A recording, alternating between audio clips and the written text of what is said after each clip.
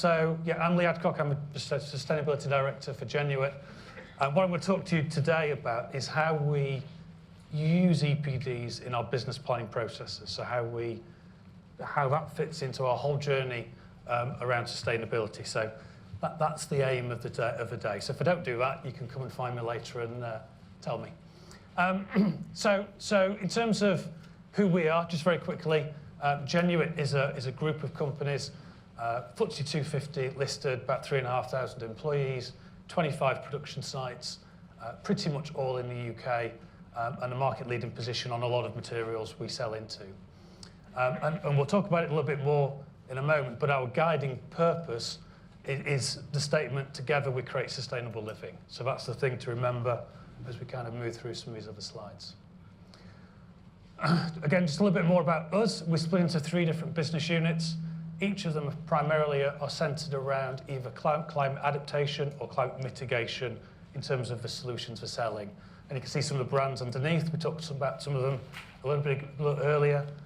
We own people like Polypipe, Keytech, Manthorpe, AD, New Air, and lots of others. And all of those are offering different, what we would say, are climate mitigation or adaptation solutions in the built environment. So the question is, how do EPDs fit into our story? Because obviously, maybe obviously, given where we are, we produce EPDs because people want them, probably some of you in the room. But they also fit into our journey in a different way as well. And when we think about just some basics about the business, we're a listed company. We've got a very strong board that has really embedded sustainability in the heart of the business. So we mentioned before, we have this statement, together we create sustainable living. That's our purpose statement, and that's what we do. But more specifically than that, on sustainability, we actually say that we want to be the lowest carbon supplier of choice. So that means that's what we want to do in terms of being sustainable. We want to be the lowest carbon supplier of choice. And our sustainability framework, you can see on the right-hand side there, has got climate change at the top, as well as people, solutions, and advancing the circular economy as well. So all the way through, we can see sustainability and carbon has been key to the way we want to run the business. That's the purpose statement. If you go off and look at things like the annual report and different bits and pieces, that's how we show that to the outside world. And what I would just say is, again, think about what I just said before, we have that we want to be the lowest carbon supplier of choice as one of the core 4 pillars of our business. So it's not just something we do or say or add in, it's actually right at the core alongside growth, business systems and people and culture as well. So that's just where we are. So when we kind of reflect on that and what that means, I think quite clearly when you go off and have a look at the data, we've been doing good. You can see top left-hand corner, over the last 10 years or so, we've been decreasing our carbon intensity and our absolute carbon emissions. So up from, I guess, a peak of just over 60,000 tonnes, Scope 1, Scope 2, down to about 15,000 tonnes. And then Scope 3, where the bulk of our emissions are, you can't see the numbers, are a little bit small, but peak maybe about 425,000, down to about just under 300,000. So you can see some fairly big reductions. But what does that mean for a product level? Because that's global level, isn't it? So we've got lots of businesses, 26 different sites, lots of things going on. How does that translate to an individual product that somebody might buy or somebody might specify? And when we think back to that purpose, what we've set ourselves in that challenge, how do we demonstrate that we're the lowest carbon supplier of choice? And I would say, what we see is we need product level action. So not just global emissions, but how do we affect the embedded carbon of the individual products themselves? Unfortunately, we've got some tools, unsurprisingly. That's why we're all here, right? So life cycle analysis to the rescue. That's how we provide the evidence and the information to customers and to clients and to other people that want to know what we're doing. So that's kind of a tick box piece, right, isn't it? So that's if somebody wants some information, we produce an EPD, we put it out there, ends up on a database, you can find it, happy days. But it's not just a tick box exercise. they also provide some really important information that help us find opportunities for improvement. And that's what I'm going to try and show you and talk you through some examples of where we've done that. So not just where we're producing EPDs for the sake of producing them, but where we're producing them and then using them back in our own business planning and how we're actually making improvements in our operations. And you're familiar with this. We've seen this a couple of times today. You know, this is obviously the EPD LCA sections. A1 to A3 is what we typically talked about that earlier, but you've got these other ones as well. So just useful to remember that. Pretty sure everyone in the room probably knows that better than I do. But when we come back and look at some of the data in a minute, interesting to think about that and where we're actually trying to pull the right levers on those different products. So what I'm going to do is just talk you through on a couple of slides, just a couple of different materials and how that different LCA values look. First one, very glamorous product there, but it's a radiator pipe guide. So we sell these go into lots of different places, and where you've got maybe plastic pipes for radiators, they sit behind them and you can guide the pipes through them. So very straightforward. And what you can see from those, and hopefully you can see that from the diagram on the top left-hand side there, is that when you look at the A1 to A3 and the other values, that actually, for that material, one of the largest contributors to its embedded carbon is actually raw materials.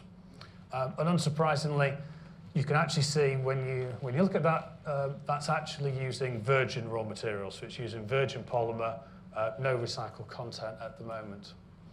But it's electro-intensive because it takes a lot of energy to mould those in a big plastic moulding machine. But that moulding machine is using 100% renewable electricity. So unsurprisingly, when you look at the A3 value, it's a bit smaller than it might do, because if it was using standard grid emission factors, that would be a little bit bigger. So the focus for that product for us is how we can move away from virgin raw materials. So that site's looking at that and trying to use more recycled material on that, which would have a fairly big contributor to that, because the A1 value, I don't even know what that is, but maybe 55, well no, 60%, 65% maybe over total emissions. So if we look at another one, this one's quite interesting. I was talking to somebody earlier, kind of alluding to this one. So this is Polyplum brand, or the trade name for one of our polypipe products, and it's what we call a barrier or a flexible polybutylene pipe. So anyone that's got underfloor heating, that's the stuff you've got in your underfloor heating pipes. Very good at withstanding lots of different temperatures. Interestingly, this time, if you think about the one on the left-hand side, you see also on this one quite a lot of emissions associated with the raw materials, but this time it's about a third, I would say, more or less, looking at that, maybe a little bit less. And interestingly, A2 all of a sudden becomes the other dominant thing that we can see. And when we look at that and look at how we make that, that's currently made with virgin raw material again, but it's actually transported a fairly significant distance in terms of that raw material to where we manufacture. So because of that, the A2 value is pretty high, as well as the A1. So this one, locally sourced virgin raw material. This one, virgin material but sourced from further away. And you can see that difference. So there we focus in on whether we can move that material to a more locally sourced raw material, which is useful given the global compass, the manufacturer's compass, material compass. We saw earlier whether we can find that. Both of these, or actually this one on the right, is a bit of an issue for us as well, because it uses a virgin raw material, but it's actually manufactured to a British standard. The British standard specifies virgin material. So our ability to do something on this side with the material is a bit limited.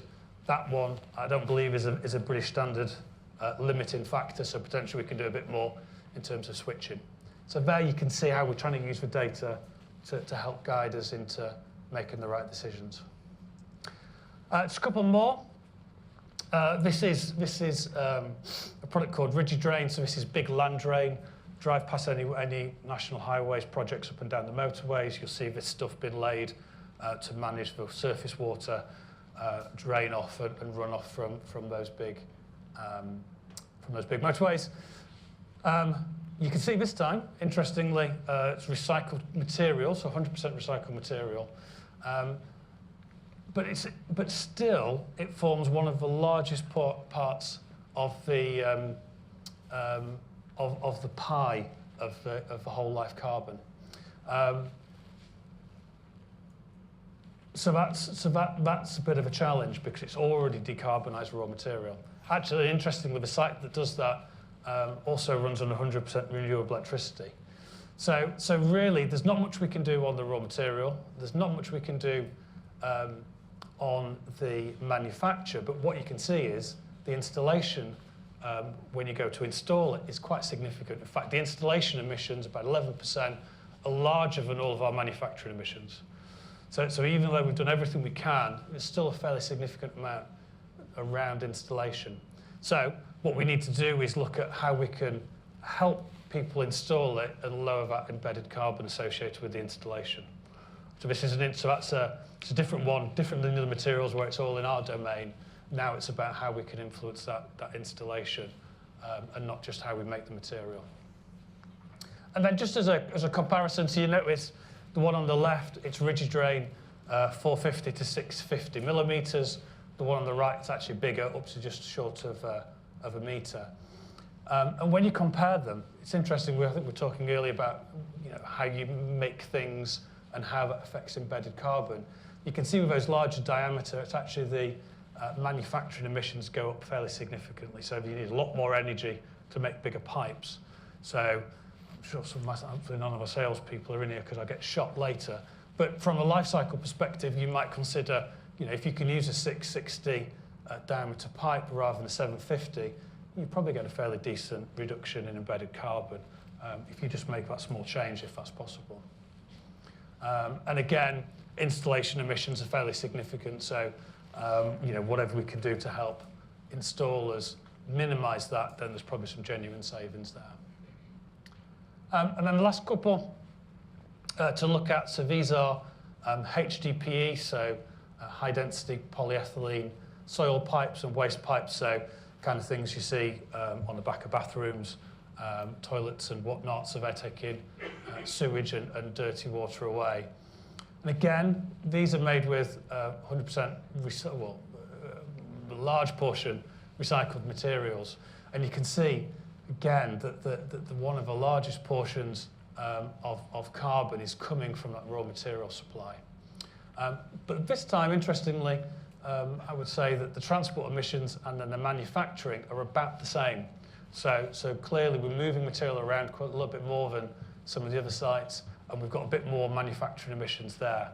And this is interesting from my perspective because the products we saw on the last slide, these, especially this one where the A3 value is very small, is made at a different manufacturing site than this. So this tells me there's something different going on between those two sites, something different in terms of the power configuration or whatever they're doing, which is absolutely the case. There's some structural reasons why there's more carbon associated with the manufacture of the terrain than there is the rigid drain. And again, just going to a different material. So we also do something similar in that same range, this time with PVC. So that one's HDPE, this one's PVC, and you start to see that the raw material takes a bigger portion. So again, if you're choosing one between the other, then there might be some differences there. And for the first time out of all of these six, waste disposal is more significant. So there's some end-of-life issues associated with that. It's a solvent-welded pipe, it's PVC, which tends to be more difficult to recycle than HDPE. So there's some greater emissions associated with that we need to think about. So from our perspective, how can we design for reuse? How can we design for recycling? Or how can we help that end-of-life position? So that's kind of like, that gives us all the things that we need to think about. So there's lots of ways we could use that LCA EPD data to get us to think about what we're doing from a manufacturing perspective. I'm just going to run you through just some of the things. So this is from a our sustainability report from this year about what we're actually doing to improve this. So you can see we're using more recycled PVC, trying to bring some of our end-of-life material back and reusing it directly. Rainwater harvesting, biofuels, electric vehicles, other recycled materials, and using alternative materials and lightweighting as well. So there's lots of things on all of those are directly picked to try and address some of the elements of the EPD values we talked about before. So where we talked about raw material choice, using different materials, what we can do on site, all those things are designed to try and reduce that embedded carbon and get us lower embedded carbon values. Because that's what we're after. And that's the target we set ourselves. So if you remember back from the start, we said we wanted to be the lowest carbon supplier of choice. And the only way we can do that is by using EPDs that show that we're the lowest carbon supplier of choice. So I think the $65,000 question, or the proof in the pudding, is how well we're doing. Are we actually making things that are lower embedded carbon than our competitor or potential competitor materials? And the answer is yes. And this is just a couple of examples that we've seen before. And when you look across, look at our terrain underground pipe. This is kind of pipe that you would have running services away from houses or small commercial buildings. Around about 1 kilogram of CO2 per metre, I believe that is. About 1.5 for generic virgin alternative, or about 7.5 for cast iron pipe. So that's how that translates through. So we take action, we look at the EPD values, take action, and actually get that low embedded carbon value. And again, when you look at our bigger land drain, so this is the rigid drain that we looked at before, that's 300. The others were like 450, but basically the same product. 100% recycled HDPE, made with 100% renewable electricity. EPD value is about 3.6. Typically, we're competing against concrete pipe. That's like 27 for an alternative, for a comparable length of pipe. So you can see then how that's having a positive impact. And that's what we do as a business. That's what we're trying to do. We want to be the lowest carbon supplier of choice. And we're using EPDs to try and identify the areas to work on to keep those values coming down and live to our mission statement. And that's it. Thank you for listening.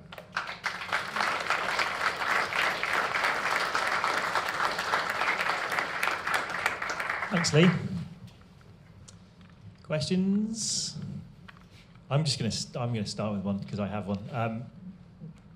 Those numbers are impressive and the comparisons are impressive. What impact have you seen in terms of specification? Like, has it actually had an impact on you commercially? Yeah, and that's probably one of the hottest topics within the business from a sustainability perspective. It's mixed. It's mixed, and it shouldn't be. We talked about UK GBC. There's a future home standard. There's lots of things that suggest we should be using low carbon materials. I think we're in an interesting point where my perspective is that if you're talking to someone who's designing a commercial building, they're focusing on the big materials, right? So they're focusing on concrete and steel and the heavyweight carbon materials. I think there's a danger, if we're not careful, that we lose focus on the rest of the materials, and that we need to not do that, because some people know my background, ex-steel, so I know that world very well. That will only decarbonise so far, and it's not to net zero.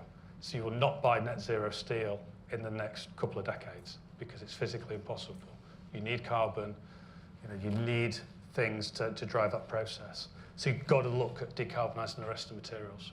And if we don't, we're going to hit a plateau and not go any further. So I think that's the hot topic, is how do we get that message across? And I think the materials compass is maybe one of the answers, along with lots of other things. But we need to keep driving and not just stop at the easy materials. The Global Manufacturing Materials Compass. Yeah. Great, thank you. Any more?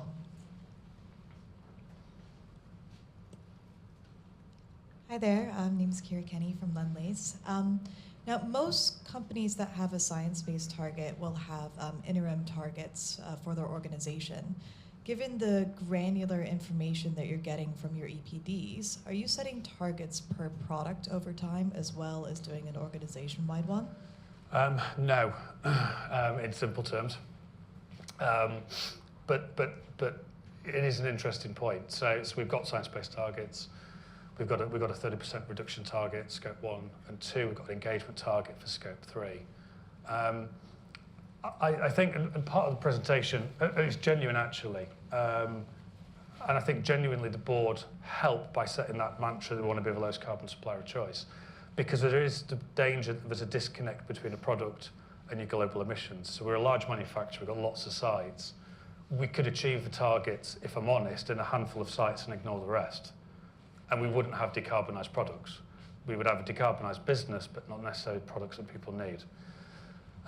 So there is a disconnect between SBTs and what we're doing at a corporate level and product. And we're trying to tighten that a little bit, but it's not there.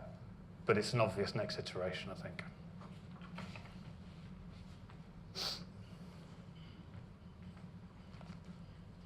First of all, thanks a lot for the great presentation. A quick question about, like, let's say the last example that you gave, waste disposal was found to be one of the second largest impact creator around this, and you're then consciously trying to minimize that, right, subsequently. How do you balance that with cost, really, right? I mean, eventually that's what the question boils down to. Yeah. Do you use any tooling for that, like standard, to be able to do so, or how long does it actually take to get to a decision that, okay, we will now use something completely different so that it's more sustainable? Yeah. So if I kind of answer that kind of like in reverse order, because of the way we operate, we can actually make decisions fairly quickly. So we're kind of a large group of disaggregated businesses to some extent. So the good news is we can tend to move fairly quickly. I think the difficult thing is, you're absolutely right, and this is what I was alluding to with the EPDs earlier. There's still large segments of the housing market that is entirely only operating on cost. They're not they say they are, but at the end of the day, they're not really factoring in EPDs, embedded carbon, on a parity with price. So at the end of the day, you know, there's always that tension between, yes, we could do something, price could go up, but then do we get despecified, and then we're not selling product. So there's a balance to work on there that's not necessarily in the right place, I would say, at the minute. But that's where we're trying to find. And so you know, if you fancy those examples, you know, you think about that. We've got sites that are running on 100% renewable power. There's a cost of that. We've got sites that use 100% recycled material. There's a cost of that. You know, we're trying to build that through, but there is always that tension between what someone's willing to pay and how far we can push for decarbonisation.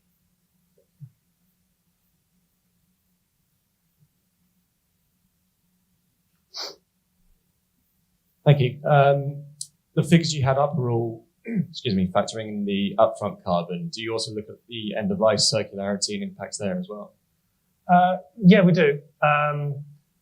Yeah, we do. And you know, it's to some extent it's difficult, right? Because we make plastic things.